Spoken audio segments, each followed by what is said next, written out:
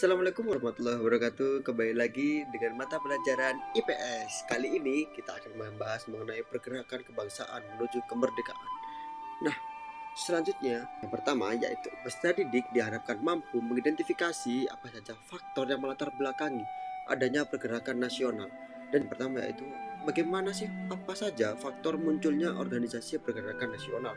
Kita lanjutkan kali ini dengan membaca Sumpah Pemuda, di mana Sumpah Pemuda ini ditulis oleh pemuda-pemuda Indonesia di Jakarta atau di Batavia pada waktu itu pada tanggal 27 sampai 28 Oktober 1928. Yang pertama, kami putra dan putri Indonesia mengaku bertumpah darah yang satu tanah air Indonesia.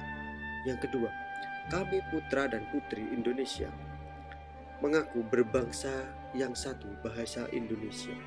Kami putra dan putri Indonesia menjunjung tinggi bahasa kesatuan bahasa Indonesia. Nah, oke.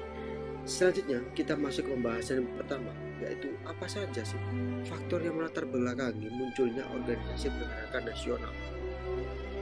Ada dua faktor. Yang pertama itu ada faktor internal dan yang kedua yaitu faktor eksternal. Faktor internal adalah faktor yang datang dari dalam diri masyarakat Indonesia. Dan yang kedua yaitu ada faktor eksternal. Faktor yang tentunya berdasar dari atau berlatar belakang dari luar masyarakat Indonesia. Faktor internalnya yaitu yang ada tiga, yaitu ada penderitaan rakyat Indonesia.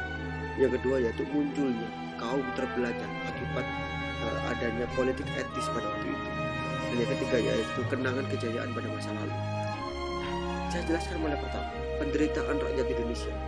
Kita sudah tahu pada waktu penjajahan itu rakyat Indonesia sangat-sangat menderita dengan kebijakan-kebijakan yang dibuat oleh bangsa asing. Pada waktu itu yang paling sengsara yaitu ada bangsa Belanda dan bangsa Jepang, ada kerja paksa dan lain sebagainya. Yang kedua yaitu munculnya kaum terpelajar akibat adanya politik etis. Nah, saya jelaskan di sini bahwasanya politik etis ini adalah suatu politik yang bisa dikatakan suatu politik balas budi, di mana politik balas budi ini diterapkan pada masa pendudukan Belanda. Pada waktu itu Belanda dikecam oleh beberapa bangsa Eropa tentunya. Dikarenakan apa? Dikarenakan bangsa Belanda ini sudah dicap oleh bangsa Eropa sudah mendapatkan banyak keuntungan dari Indonesia atau dari Nusantara. Karena itu bangsa Belanda dituntut oleh bangsa Eropa untuk memberikan pendidikan yang layak untuk masyarakat Indonesia. Caranya dengan apa? Menerapkan politik etis. Beberapa masyarakat terpilih dari masyarakat Indonesia itu diambil dan disekolahkan di luar negeri atau disekolahkan di Belanda. Oleh karena itu kaum terpelajar ini membuat suatu pemikiran untuk memerdekakan Indonesia. Itu adalah politik etis atau politik balas budi. Yang kedua yaitu kenangan kejayaan masa lalu. Kita sudah mempelajari beberapa kerajaan-kerajaan di Indonesia tentunya, di mana kerajaan Majapahit dan Sriwijaya pada waktu itu sangat-sangat berjaya.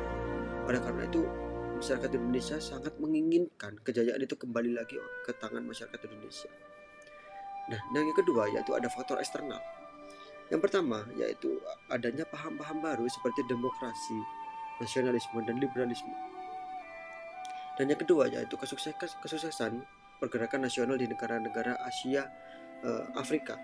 Nah, poin yang kedua ini sangat menarik kita bahas, di mana muncul keirian dari masyarakat Indonesia itu apabila melihat kesuksesan negara Asia Afrika melawan penjajah di negaranya sana, sehingga keirian itu yang membuat rasa nasionalisme masyarakat itu berkobar untuk meraih kemerdekaan.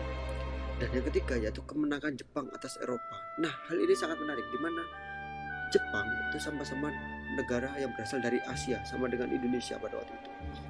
Nah, sehingga bangsa Indonesia mempunyai pemikiran, kok bangsa Jepang bisa merdeka sama-sama dari Asia? Tentunya kita bangsa Indonesia juga bisa merdeka. Pemikiran itu yang lahir dari masyarakat Indonesia pada waktu itu. Nah, kita lanjut sekarang. Ini adalah politik etis yang saya jelaskan tadi, di mana politik etis atau biasa disebut dengan politik balas budi pada masa kolonial Belanda terjadi akibat Belanda merasa sudah diuntungkan oleh rakyat Indonesia. sehingga Belanda membalas budi dengan memberikan pendidikan yang sangat-sangat layak bagi masyarakat Indonesia. Apabila ditanyakan, silakan ditanyakan, dan kurang lebihnya saya mohon maaf. Wassalamualaikum warahmatullahi wabarakatuh. Sampai jumpa kembali di pembahasan IPS selanjutnya.